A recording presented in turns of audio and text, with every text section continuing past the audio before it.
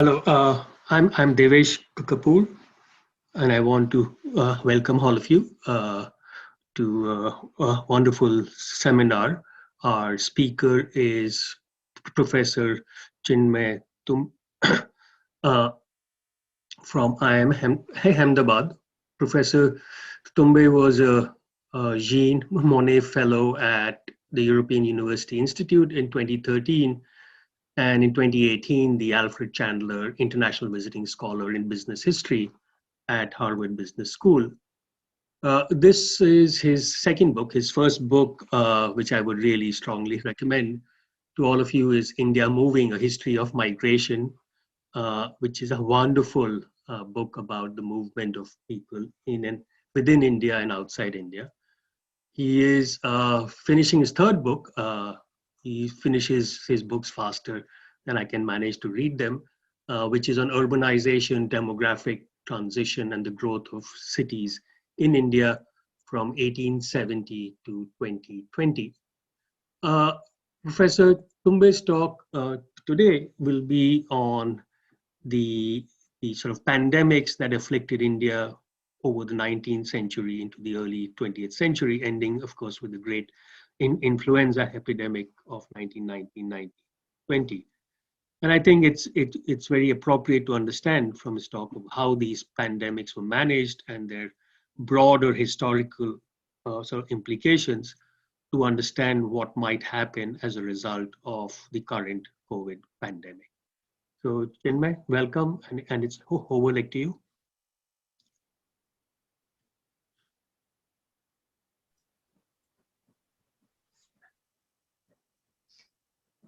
Hi, can you hear me? Yeah. Yes. Great, thanks so much for having me over. It's an honor to speak at the SAIS. And you mentioned about books, but Devesh himself has written this wonderful book on migration, which a lot of us in the migration community have looked up to and learned a lot from. Thanks again for inviting me here. Today I'm going to speak about my second book, which is on pandemics. And if you asked me last March around this time, if I would have a book on pandemics at the end of the year, I would have probably laughed. But 2020 was such a crazy year. And it just so happened that I had come across pandemics during my migration research. And not surprisingly, there is a connection between pandemics and migration. As we painfully learned last year in India, there was not only a pandemic crisis, there was also a migration crisis. And that set me thinking that maybe this account of the past pandemics needs to be told because there are clearly certain lessons which one can learn from those times. I found in migration, but I think after writing this book, I think there are broader lessons as well. So I have a few slides I'm going to go through. I'm going to speak for about 25 minutes to 30 minutes and open it up for questions.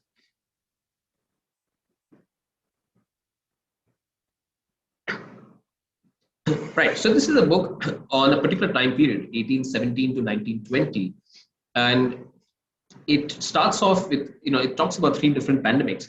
But before that, let me just set the context about, why it is important to actually read a bit about the history of migration.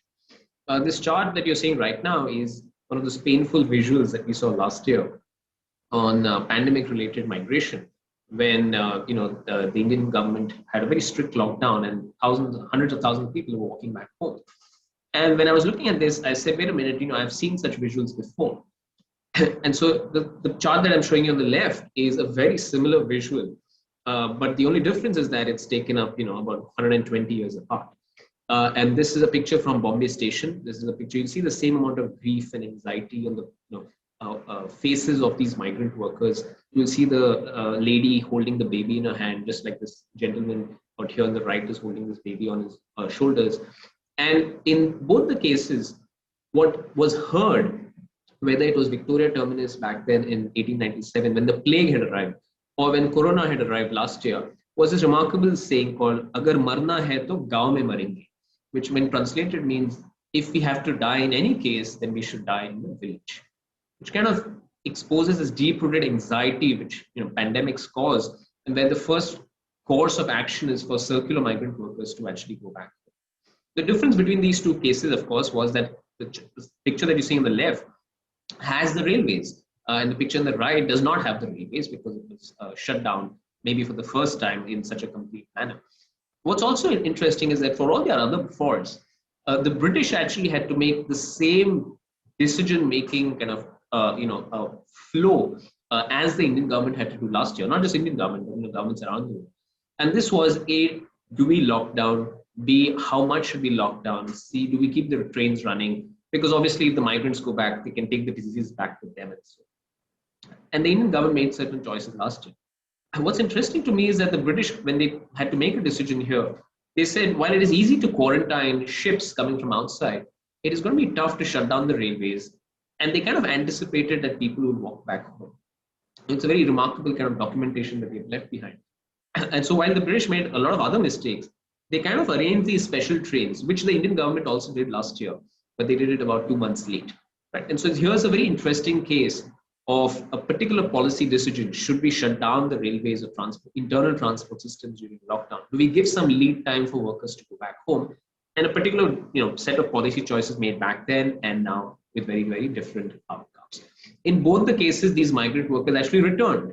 6 months down the line, they returned. In 1897, about half of Bombay city left, 400,000 or 800,000 people, but most of them came back. So this is the core argument of the book. I'm arguing that the age of pandemics has kind of been forgotten in global history. So when I was a student of economic history and looking at historical episodes, I never really came across pandemics. And when I was researching and the numbers of mortality and so on, I realized, wait a minute, this is quite a big deal. Typically, we look at this period 1817 to 1920 as one which is powered by stuff like nationalism, globalization, imperialism, or capitalism. Typically, this is about the Great Divergence, the 19th century Great Divergence, when the West goes ahead of the East and Africa and Latin America.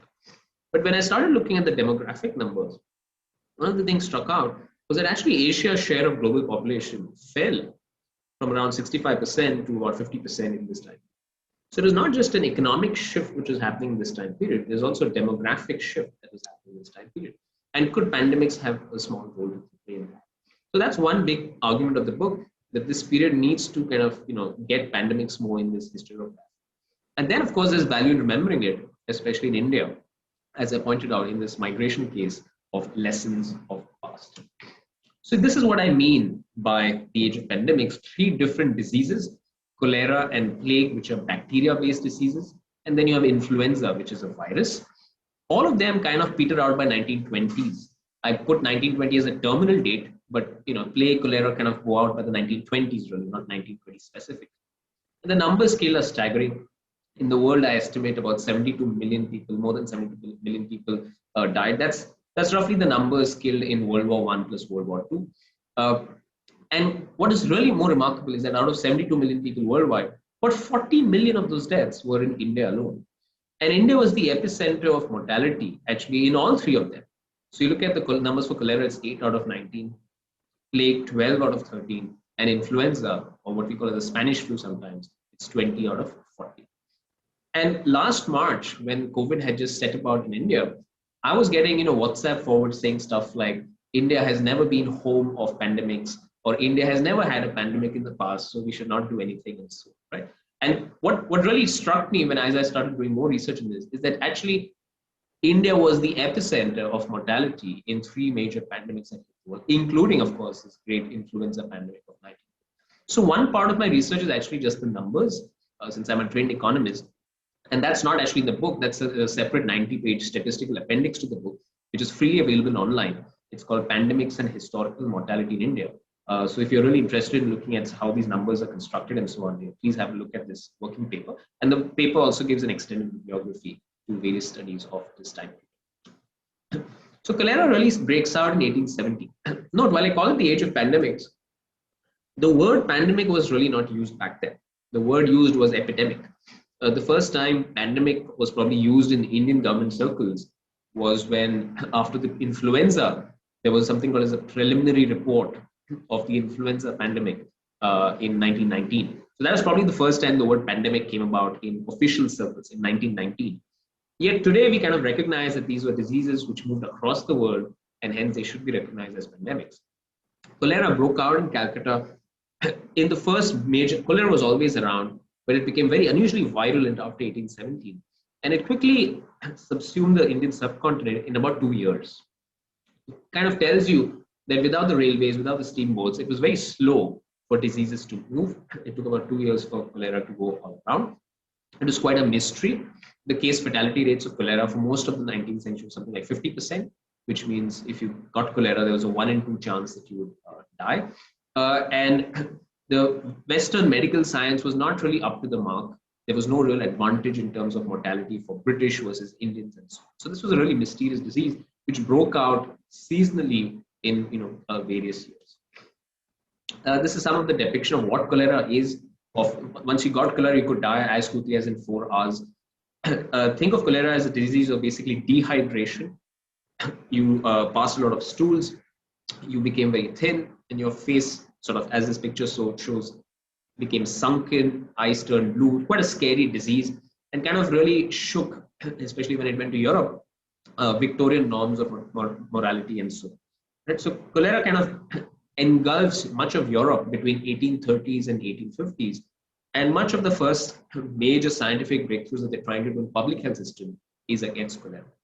Note at this time, cholera is not just called cholera, it's called Indian cholera.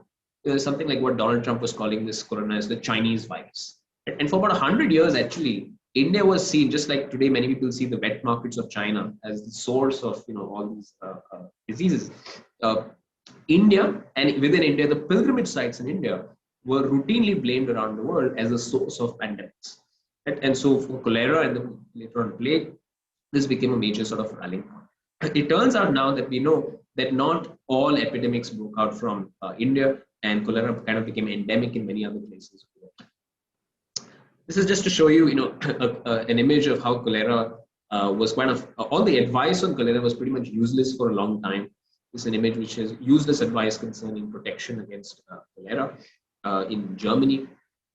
In the US, cholera really hit hard in 1832, 1849, and 1866. Again, they call it Indian cholera. And this is a kind of a snapshot which tells you the economic impact of cholera, where rents would have to come down because people would desert the cities the minute cholera landed.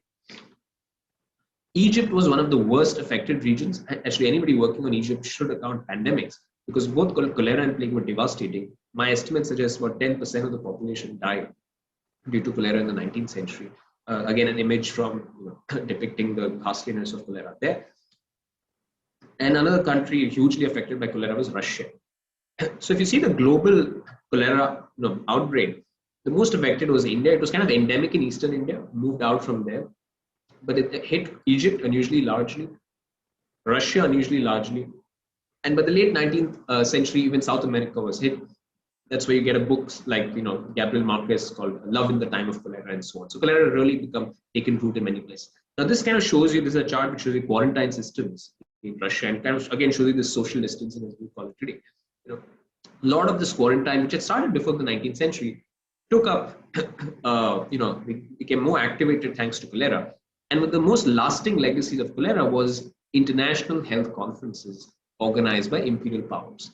And this actually is the genesis of what today we call as the World Health Organization. So while the WHO was formed in 1948, you can trace the intellectual history of the WHO to a variety of bodies formed in the interwar period, but actually the real starting point is 1851. And the imperial powers are trying to figure out how do we stop cholera coming from India to Europe. Right? So in a way, the roots of WHO lie very, very much with this age of pandemics. Cholera by 1850s was kind of shown by a guy called John Snow in Britain that it was waterborne. Yet, remarkably, the scientific paradigm on this airborne transmission theory was so strong that this waterborne idea or the germ theory of ideas never really picked up until the late 19th century. So while on the one hand, Britain, many Western European countries, USA started investing in public health systems, mainly piped water supplies, and cutting down cholera mortality actually kept on increasing in India until the late 19th century. And these were British medical officers believing in a German official who was quite famous called Pettenkoffer, steeped in those ideas saying cholera is not waterborne, it is airborne. This is a map showing you a caste level variation. Once a street in the South Indian village, on the one side you have upper rank caste, on the other side you have lower rank caste. And this particular village, it was the left side or the upper end caste which were hit by cholera. And you see these points A and B marked as wells. They were the contaminated wells of cholera. And because this side of the street would not drink water from the other and vice versa, what this guy called MC Fernand was a bureaucrat, was trying to show to his superiors was that cholera is a waterborne transmission based disease, just like Johnson and so on. And this is well into the day 1887, by when cholera was quite well established in the US and other places to be waterborne. So a remarkable case of, steeped in a particular scientific paradigm and refusing to let go to newer scientific paradigms, costing a lot of Indian lives. Vaccination is an important part of the fight against cholera, but the effectiveness rates were never near as what we see today. So while today we say we need to have at least 90-95% rates, this is a person called Valdemar Haffkine, who is sort of a hero in Indian medical circles, who comes to India, trained in France and so on, born in Odessa, and he's developed this vaccine against cholera, and he's testing this out in India. And eventually, he stays back in India for about 20 years. And even today, we have an institute named in his honor called the Haffkine Institute. Side story is that today India is very big on the vaccine production map, but there's actually a very clear link between that and this particular image that you see today. The Serum Institute, which is India's largest, now one of the world's largest vaccine producer, got into vaccine production in 1966 because they were supplying serum, actually, ingredients. They were a horse-breeding family. The Poonawallas were a horse-breeding family. They were actually supplying ingredients to the Haffkine Institute in Bombay. And it's through kind of backward integration that they make this massive vaccine company. So in a way, the roots of India's major foray into vaccine development also happened because a person called Valdemar Haffkine comes to India at an appropriate time. Now, does this really cut down cholera? Not really. What eventually cuts down cholera is better, treatment methods. These are some of the important people in the war against cholera. John Snow, who discovered the waterborne theory. Robert Koch, who discovered the bacteria. Leonard Rogers, who kind of salvaged the reputation of the Indian medical service by showing that if only you can rehydrate the body using intravenous methods, you could cut down case fatality rates from about 50%, maybe even 10%. So that was a big breakthrough that happened in the early 20th century. But the big breakthrough really happened in the 1950s, owing to an Indian scientist called Sambhunath Dev, who many people say should have won the Nobel Prize for this discovery. He kind of showed exactly how cholera works on the body. And it's only after that that much more effective vaccines, and above all, what we now call as ORT, or oral rehydration therapy, came into being. So this is a quick nutshell, snapshot story of the cholera pandemic. I'll move now to plague. Now, plague has been around for ages. The civilizations have been torn by plague, and it's been one of humankind's worst enemies. The city I'm based in right now, Ahmedabad, had plague attacks in the early 19th century as well. But when plague hits Bombay city in 1896, and most likely coming from Hong Kong, the British go into kind of paranoia because the British have a very vivid memory of plague hitting London in the 1660s.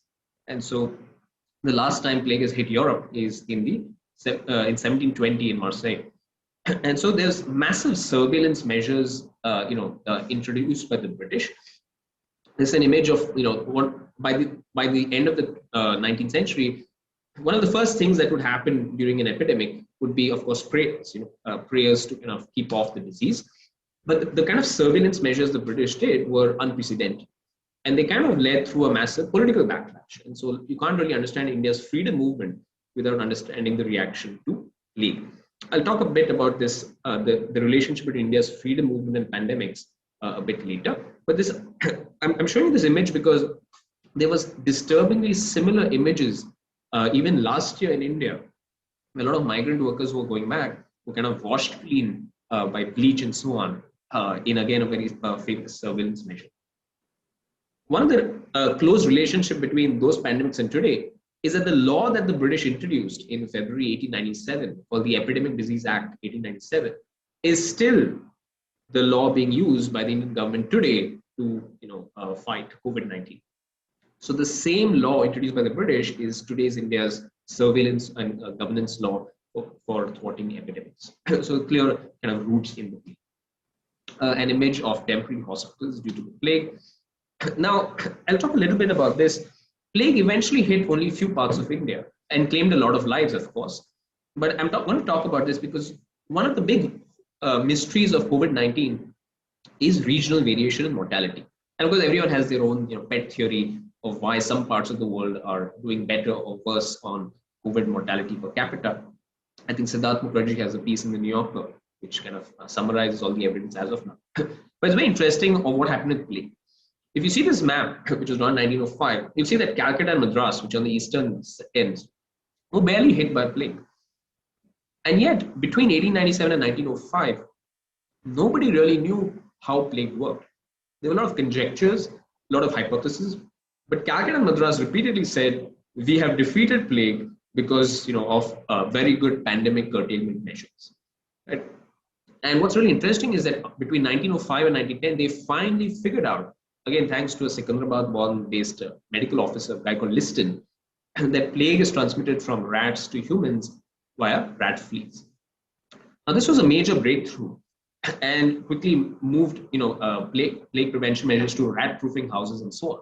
But the key point to note out here is that for a long time, people claimed success in defeating the pandemic by claiming superior pandemic management prowess, whereas it turns out that it was more of the ecology of the disease. That is where you found particular kind of rats and where you found particular kind of rat fleas that kind of mattered eventually for the excess mortality of plague. For example, in southern India, the fleas were simply, there was a completely different climate environment for the rat fleas, and they were not very efficient vectors of plague transmission. Again, a very useful warning because a lot of theories are floating around today on COVID-19 mortality. And I do think sometimes we are in this zone from 1897 to 1905, the zone of ignorance, where eventually we will get there. We will be able to say why some parts of the world were more hit by COVID-19. But I think we're still right now in the zone of ignorance.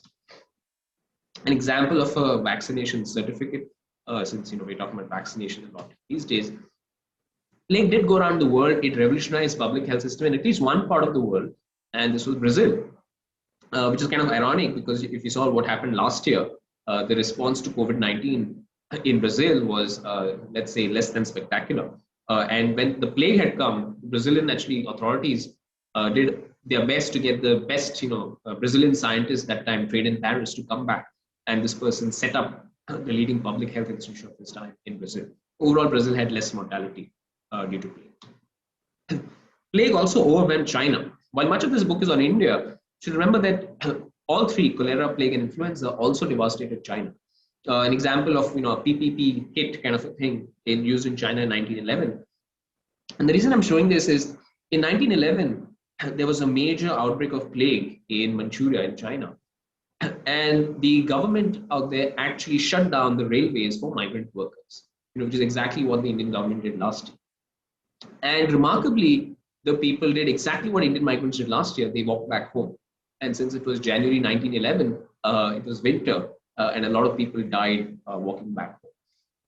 So it was remarkable for me that I found two incidents in history on this very precise question on how do you deal with this whole question of migration. And I'll come back to that in a bit. The war against plague was finally found once they found this rat flea link by this person called Liston. Things got much simpler. Two people called Kitasato and Yersin found bacteria, and women, of course, played a huge role in social service for this. This is Savitribai Phule, who actually died of plague. She's a famous social reformer in India, and she died actually kind of serving plague victims, started a clinic for them and so on. In plague, at least, excess mortality for women was noted, and so women died in much larger numbers than men. Finally, come to influenza. And influenza really battered India. By March 1919, the Times of India ran this headline saying 6 million deaths. And we now know that that's a massive underestimate for the simple reason that the entire death statistical collection system collapsed. You have accounts of people being thrown, corpses being thrown in the Ganga, corpses piling up everywhere. And my latest estimates take this to 20 million. Various estimates over the last 100 years have placed it between 50 to 20 million. Much of this mortality was also in the princely states of India. And I've argued that a lot of this is because the influenza in India interacted with malnutrition to have exceptionally large case mortality. So if you look at case mortality rates across these three pandemics, in cholera it was 50%, in plague it was 80%. 8 out of 10 died of, if you got plague, there was 8 out of chance that you die. With influenza it was much less. The case fatality rates in around the world range between about 1% to 10%. But in India it was at the 10% mark and very virulent.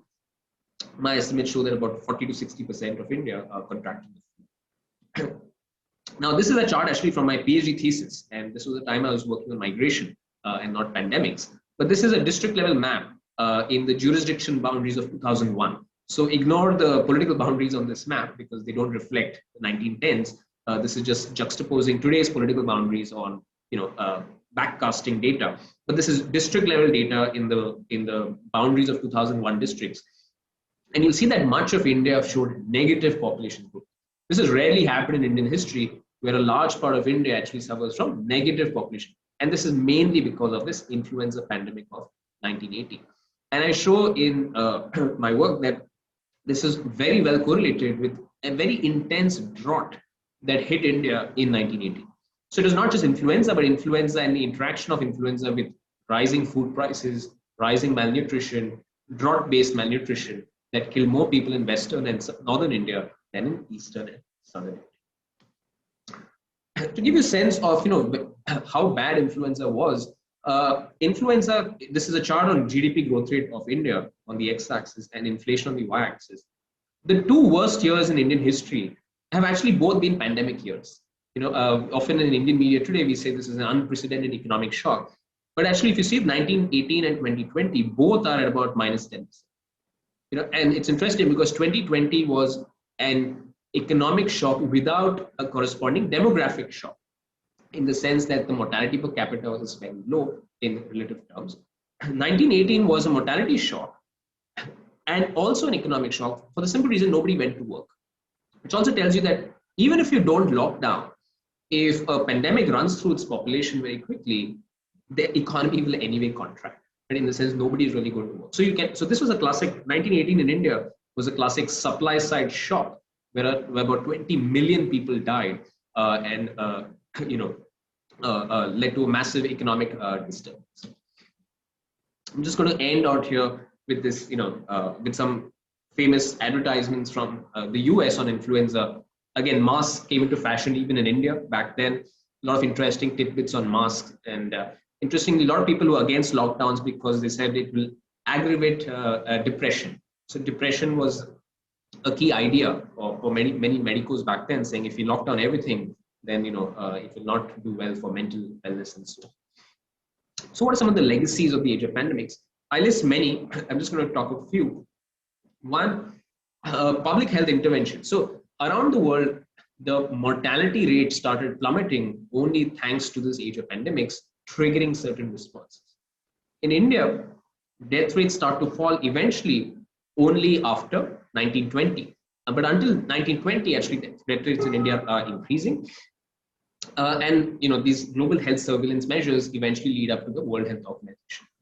In India, there are a lot of things that we see today which are directly linked to the pandemics of the past. I've talked about the Epidemic Disease Act in terms of surveillance, which is still being used to fight COVID. Vaccine development was triggered thanks to HAFKID. Much of India's urbanization story also kind of starts off. Urban development authorities in India were set up during some of these pandemic times. I'll end by just pointing out these three movements. India's cooperative movement really starts off. By cooperatives, I mean cooperative as a form of organization in the first decade of the 20th century. And a lot of the leaders in the cooperative movement were working in the plague relief measures of those times. So this is an important sort of side note in the story. India's labor movement also picks up dramatically in the 1920s. And the Royal Commission of Labor in 1929 pointed out that the inflection point of India's labor movement was November 1918, that is influenza. Right? And so why? Because we're saying 20 million. So this is the classic Black Death kind of argument, where so much of labor is dead that surviving labor actually has a better bargaining power and can kind of win certain rights. So much of India's labor movement, actually, people have not really pointed this out, was actually in the 1920s, came on the back of severely depleted labor force. And finally, the freedom movement. As I was writing this book, I realized many of the things we've taken for granted in India's freedom movement also were back-ended by pandemics. So there's the famous 1857 uprising. It turns out that it was on the back of a major cholera outbreak. Garrison towns, which had more cholera outbreaks, actually saw more mutinies. There's a remarkable paper on that. A lot of leaders like Gokhale, Tilak, Sardar Patel, famous figures of India's freedom movement, started off in the plague relief measures. And finally, Gandhi himself, who really comes to fore in 1918-19, it's on the back of a major sort of thing of influence. So how do we see COVID-19 today? This is my last slide. First is, of course, what we see often in pandemics is origin myths, and whether we call it the Spanish flu or Indian cholera or the Chinese virus. Right? And so quite obvious that, and if you look enough in history, pandemics can really originate anywhere. The leading origin for the 1918 influenza is actually Kansas in America. Right? Yet we rarely call it the American flu. We still stick with the Spanish flu. So the kind of nomenclature for diseases is, of course, a political thing. Pandemics and migration, I think there's a very close relation. You can't really have a pandemic without some migration, in the sense that some movement is critical to have a pandemic in the first place. And hence, to curtail a pandemic, you need to curtail migration. But I feel the response to curtailing international migration is much simpler than curtailing internal migration. For the simple reason, as the British said, if you stop the trains, people can still walk back. So when India kind of shut down its airports, nobody could fly or swim from, say, UK or the Gulf. But when we shut down our railways, people could still walk back home. They could circumvent state borders and do that. And so for a future pandemic, what it says is that, one needs to have a much smarter policy in dealing with migrant workers. Either give them a lead time to go back home, or, provide a massive social security net in the cities for several months. Because what we saw last year was that the timeline was not credible. It was first 3 weeks of a lockdown, which kept getting extended, and that's what aggravated the migration crisis. Today, we have a lot of conundrums on regional variations, and I think this is one of the things that you see in every pandemic of the past. But I just think we still really don't know too much about COVID-19 to say with any certainty about that. I think a lot of questions will be asked on epidemiology models going forward, just like economists when the talk after 2008 financial crisis. And I think both the disciplines need to. I think that they'll see a lot of interaction between these two disciplines going forward. And in a way, it's almost impossible to really forecast very accurately in a pandemic. I think what the lockdown also showed was that it is possible to have clean air even in a city like Delhi if you actually shut down all economic activity. And so maybe there will be some more environmental kind of activism in India going forward. I'll end here with what I call the stages of a pandemic. What you see is often a very simple thing. When the pandemic comes, like last year in March, early March, is complete state of denial. That is, this can never really affect us. And then comes complete confusion, like we saw in India in the migration crisis. Then a slow acceptance. But what's amazing about pandemics is that they can be erased from collective memory. And that's, the fact that this can happen is the fact that, we remember World War I today, which killed about 20 million people, and we don't quite, remember 1918 influenza or its impact on India, which actually killed about equivalent number of people, tells you how quickly pandemics can erase out of our memories. And that is why, and there's a clear feedback loop between erasure and denial. The more you have erased, the more, you're going to start the next pandemic in denial. And that is why some parts of the world, like Kerala, which fought this Nipah virus outbreak in 2018, Vietnam, or for that matter, China and Taiwan, kind of regions which had experienced pandemic kind of outbreaks in the recent past, were much more better equipped to kind of publicly, kind of quickly enforce public acceptance of wearing masks and a variety of things. And that is why one of the things we should do, we might think that we can never forget COVID-19, but we will all soon die one day. And we don't know when the next pandemic will strike. But what we can do is better documentation of the current pandemic, so that some future policymaker can kind of consult that 100 years down the line. So I'll end there. I'll just conclude by pointing out that this book is actually dedicated to a close friend who's a librarian of our institute, whose life was unfortunately cut short by the pandemic. And so, this book is dedicated to Dr. Anil Kumar. And it's very sad that we lost him last year. All right, so with that, happy to take questions. Thank you, Chinmay. That was a fascinating talk. Uh, Did we just sort of to begin with a broad question which looks at this period, uh, the most of the 19th century to up to 1920, and then fast forward 100 years later, which is the two major factors for high mortality in India in the earlier period.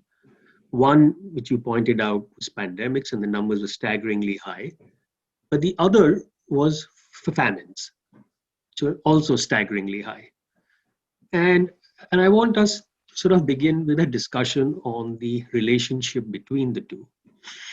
Uh, so one of the sort of noticeable facts is that compared to the last period when India was, as you said, the epicenter of sort of mortality, in this pandemic, it is not. Now, it's also the case that the earlier period was much more marked with droughts and famines and mortality from that than is the recent period. The third thing, and this comes from your slide on the massive economic shock of 1918 and the 2020 shock.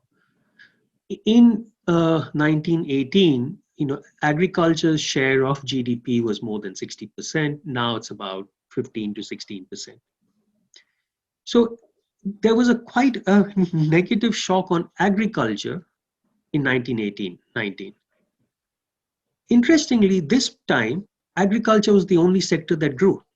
And we are doing some work on COVID and agriculture in Bihar, etc., and it's pretty clear.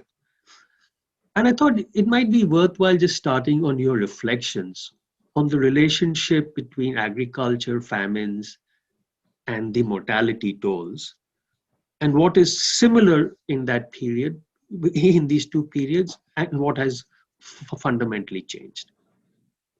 Yeah, that's a, a great observation.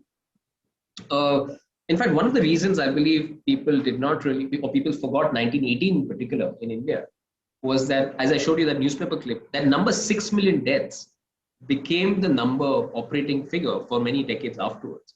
And that came very close to figures of the Great Famine of 1876, of the famines between 1896 and 1900 and so on. And that is why people always thought that, it's 1918 was nothing spectacular compared to the famines. Only now are we saying that, it was India's greatest ever demographic shock that we've ever known about. So that is one thing, that 1918 was much more deadly than the famines. The difference is very clear. India was not really food self-sufficient back 100 years. Today, we're sitting on something like 30 or 40 million tons of food grains at the Food Corporation of India. So that's a tremendous progress. And this book ends in 1920 for a very specific reason. India's death rate actually starts plummeting after 1920. And it has never, every census period, it has only fallen since 1920. The last time it actually increased was between 1911 and 1920. So we are kind of doing much better today in terms of managing environment. So we have droughts today, but we're not getting famines as we used to get in the past. 1918 in particular, or just not just 1918, this period 1870 to 1920, an important feature of this period, if you look at India's rainfall history, and I have a chart on rainfall history of India from 1870 to now in my working paper. The three worst droughts, and they were really crazy droughts in terms of, we never had those kind of droughts again, happened in 1877, and we got something called the Great Famine. 1899, we had another major famine. And the third worst was in 1918, where we didn't really have a famine, but we got this mass mortality of influenza. In fact, I would argue that if influenza did not come at all in 1918, maybe there would have been famine-related deaths the next year. Typically, the drought would happen and the famine would start the next year. In a way, the link between rainfall, agriculture, and epidemic disease starts to fall after 1920. And that's partly, some would argue, because the British actually do invest in a lot of stuff like, basic public works program and so on. You don't really see too many. There's one Bengal famine which happens in 1943. But in peacetime conditions, you don't really see major famines after 1920, right? And so there's this complete transformation which happens after that under colonial rule, and of course maintained by the Indian governments after that. So I think this particular 50-year period, 1870 to 1920, should, I think, be seen as this really unusual period of intense droughts, having effects not just on the specific years, but many years after them. And then, epidemic diseases like cholera, plague, and influenza picking on malnourished bodies. So severe malnutrition, which India, India, we still say, is not doing great on malnutrition, but definitely much better compared to 100 years back. So that's how kind of I would see. I would say in COVID-19, the economic lockdown, we are faring reasonably okay on COVID mortality per capita, though I think pretty much everyone in South Asia, Africa, and so on. But there's a worry that the economic shock is been so hard. There is a nutrition climb down, which has happened over the past 1 year, and there's a danger that while people might not die of COVID-19, they might be more susceptible to getting tuberculosis or various other communicable diseases which act on malnutrition. And that is why it's so important to get India's midday meal program and so on. I think one of the lessons again we're getting is that we really need, because one of the big things that happen in education in India today is that since schools are shut, kids don't have access to midday meals and so on. And what history tells us is that disease can work tremendously on malnourished bodies. And so we need to get that act going much faster.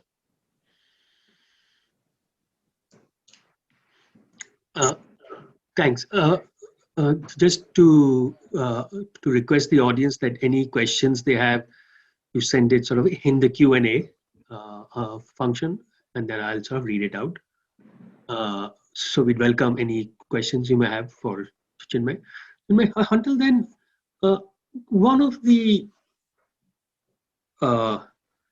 logical, we know, and you sort of mentioned about the longer term, broader political, social, and economic effects, right? Could you give us a sense that post 1920, were there fundamental changes in the public health system of India? And we know that, of course, with this most recent ones, there, that public health has been a pretty neglected part of India's health system. There have been calls for increasing, health sector funding, all of that. But what do you think might be drivers? And because there is a sense that it might have happened, but there isn't a sense that there were fundamental major improvements in public health in India, at least across the country, as opposed to maybe in cities or something. So if you could give us a sense of what happened and why that public, even if they did happen, why they did not take root in a more sort of deeper way. That's a great question, because health is still one of the things even today that we are not, India's not really, means lagging behind in terms of rest of the world. Now, how does the age of pandemics affect public health? Different aspects. One is, of course, that the response to vaccination kind of changes drastically. So that's one thing that's happening in this. There's by 1930s, the Haskell Institute is saying stuff like, where there was a riot when people would get the syringes out, thinking that, they're going to take out our blood and so on. There was a riot when the vaccine supplies ran out, because people now build trust in the vaccine so much and so on. So that's an interesting thing. But more broadly, one thing that definitely happens is that the word public health itself comes about in the early 1920s in India. So before that, the word was sanitary commissioner, right? And so that kind of tells you the nomenclature shift which is happening, and that's coming immediately after the. So when we say public health, the phrase itself in India comes about thanks to this 1918, 19. But in terms of actual investments, and I talk about this in the book, in terms of actual number, it is true that the number of medical institutions, the percentage growth rate kind of shifts after 1920, slightly better, but nothing fundamental. And I looked at the parliamentary debates, the legislative council debates and so on. What's definitely there is that the Indian side is vociferously arguing for more outlay on health. Right? And this is especially 1919, after 20 million deaths happening. In fact, there's an American senator also, I quote, who's actually saying, the world should wake up and do something for India. They can't be dying like this, and so on.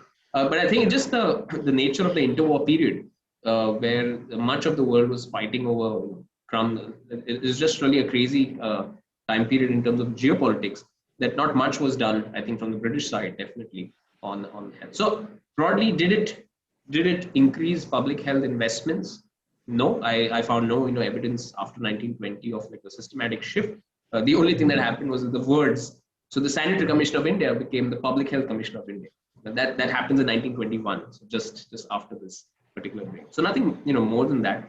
And I think it's one of a. I think you're in the best position to address this, what we call a state capacity and stuff like that. That is something which has been so weak, especially on health, for a long time. I do find very interesting responses in the princely states. And so I do talk about Travancore a bit, because Kerala, I was trying to understand the roots of Kerala's public health system and so on. And even the Maharajas of Travancore seem to be fairly forward-looking.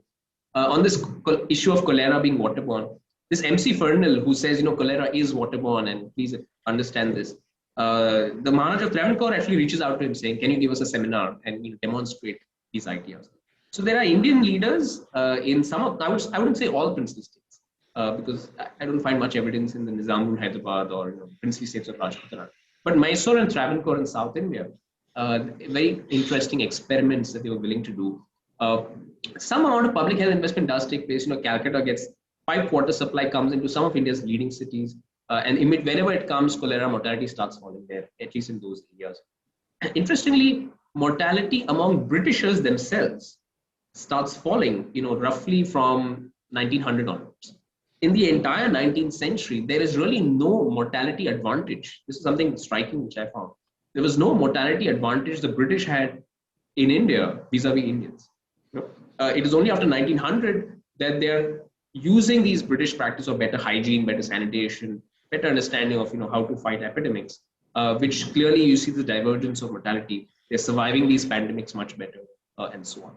I think the adoption of some of those practices takes a long time in India. So it's plausible, at least, that if you look at public health, sorry, I think there's an echo, that since waterborne diseases have always been an important contributor to higher, especially infant and child mortality,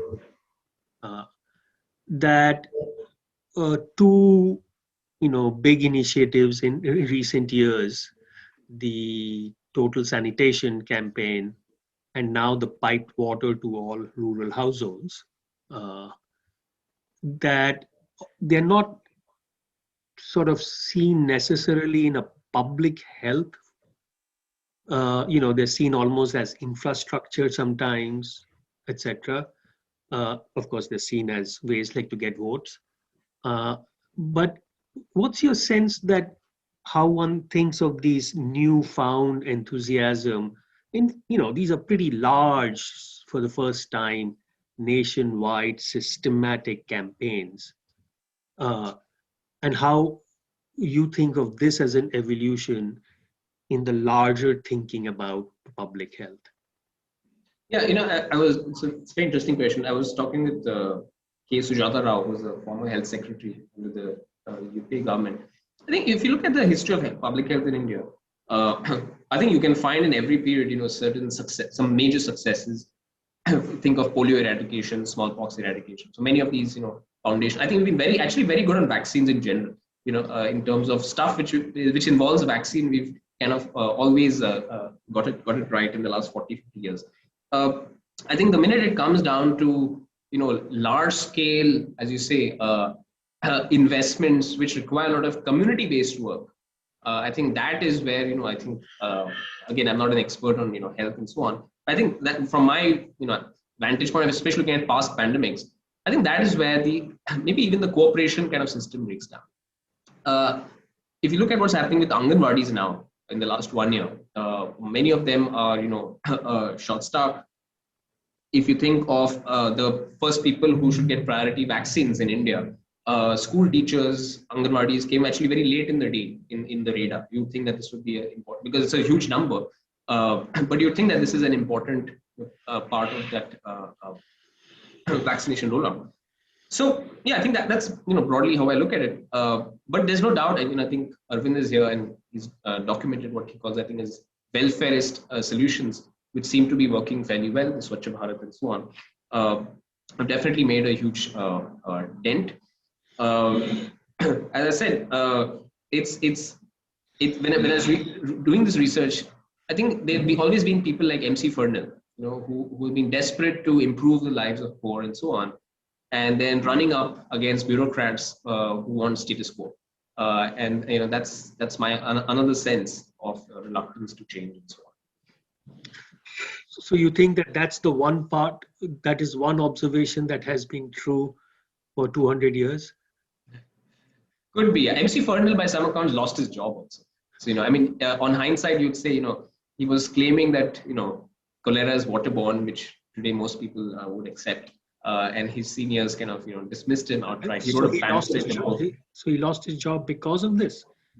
By some accounts, yeah. I didn't put it in the book because I've not been able to verify, but by one account, at least, he lost his job. He was one of the leading health officials in Madras presidency. And a remarkable guy, he was pitching for water pumps in every village of India in 1880s, saying if only every village has these water pumps and having pipe water supplies in the villages, this is 1880s we're talking about, cholera can be defeated. And almost on a mission kind of mode. And remarkably, he's not really, we don't really hear much about him after that. And by one account, he loses his job. There's an observation, but not a question from Arvind Subramaniam saying that that's a very interesting observation and thought. I don't know how, Arvind, if you are hearing this, if you want to ask any question, you can put it in the Q&A. Yeah, so Arvind is asking, was there always a north-south divide on dealing with pandemics and famines? Yeah, that's a good observation. I wouldn't say north. I would say South India. So you should really see my working paper where I show you death rates by province from 1870 to 1940. And this whole thing that India's death rate, I said, starts falling after 1920. That's actually the all India death. But Madras's death rate is remarkably flat. It's at 20 per thousand.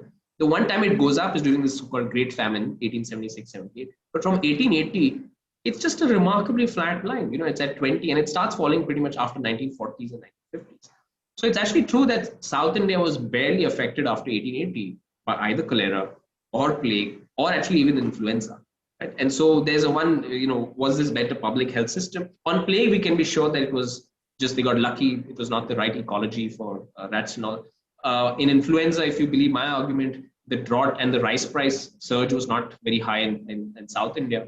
I show actually South India and in Eastern India, rice price was actually falling. Rice price inflation or wheat price inflation in North and Western India was something like 25 to 30% in 1980. And so there are huge variations actually in price movements in some of these years. So there is, I think, a case to be made that South India did kind of, on plague, as I said, got lucky, but on cholera and on influenza, they were clearly doing something reasonable in the sense they had managed to keep their populations reasonably well nourished. How much of that was policy? As I mentioned, two states seem to be doing okay. This is Mysore and Travancore. I point out, during influenza, Visvesvaraya, who was this famous engineer, kind of takes on the mantle and says, we have to really curb influenza. And he observes that with some amount of nourishment, you could tide influenza very easily. And so he opens his massive relief camps and they're going around giving this rice porridge to everyone in Bangalore and so on. So maybe some amount of enlightened policymakers were there in South. But I would say it's north-south in the sense that even Eastern India was quite badly hit by cholera. Eastern India did not get the flu in a big way, but they got the Bengal famine. In fact, the Bengal famine hit precisely those districts which kind of survived the flu of 1918, almost like a kind of karmic kind of this thing. Those the same, the Eastern Bengal district. So there might be a case that South India's history of early public health intervention might have saved more lives than, but I would say North India, I would say West, North, East, all of them. Um, but I think it's a great question that economic historians should. That leads me to follow up to Arvind's question. To think of the long-term demographic implications of these. Where you had high rates of mortality, did it have effects on fertility? Meaning post. Yeah. So if, say, the mortality was among old people versus mortality higher rates among children and younger people, then a future generation of births might have been forestalled and the fertility rate would have declined. Or the fertility rate might have increased to sort of uh, uh, uh, Offset. yeah. We see that in 2020, at least, data from the US, etc., shows that fertility seems to have declined. People are having fewer children because of uncertainties or whatever. Did you sort of look at whether there were systematic differences in fertility that might have emerged because of this? Yeah, so I actually did look at this, and there's some very good data again, birth rates problems wise. There's not much to be said before 1920. So the big one is, of course, 1918, and I'll tell you why. Because the flu pandemic is unique among the class of pandemics in history. For killing, the bulk of the people killed was in this age group, 20 to 40.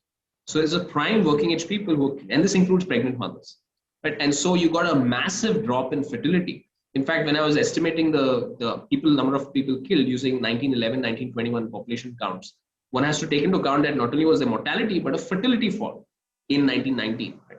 So that's been well documented. Dave Donaldson has a paper actually on this, says that actually fertility bounces back fairly fast in the early 1920s.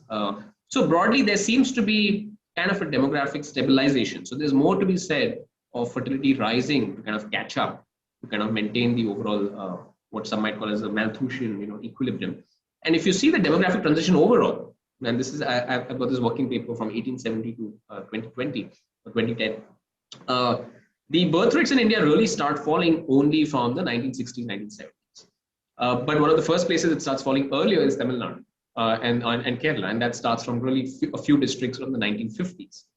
So again, to the extent that because they survived the age of pandemics better relative to some places in the north, maybe they moved into the mortality transition earlier, and most counts the fertility transition happens after the mortality transition and so on. So that might be a story for a few parts of South India, but on the whole, I didn't really see too much of this effect. It's also very tough to kind of estimate the effect. But the good literature on this is on the influence. There are also studies, by the way, which look at in utero exposure. If you're in the womb in 1918, what happens to you 50, 60 years down the line? And there's some stuff which look at the demographic health surveys and so on. There's a paper by Edlund, I think, in the Journal of Political Economy, which says, in America at least, there were worse outcomes 60 years down the line for those kids. But there's another paper which has looked at 60 countries, including India, and they look at if you were born in 1918, what happens? And they find no real effect going.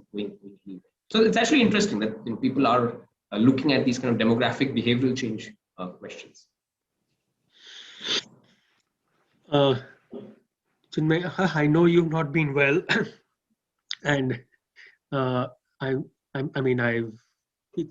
you've taken on a heroic task of educating us, despite your own health. So I don't want to keep you from your sleep now and get some rest. But this was just a fascinating talk. I think we all learned. I speaking for myself, I learned a lot. And since you have to give us some time between your books so we can catch up and read them. So when is your next book? No, it's not coming out anytime soon. It's a long break. As I said, this is as unexpected as the pandemic. So this one came out of the blue. Yeah. So well, we look forward to having you next when your book is out, and it's all learning from you once again. So thank you so much for a Thank you one. so much. Thanks Huh? a lot for having me Thanks. over. Okay. Oh, wait. I think there's one more question. No. Someone just saying how much they loved your talk. Okay. Thank Thanks. you. Bye-bye. Bye.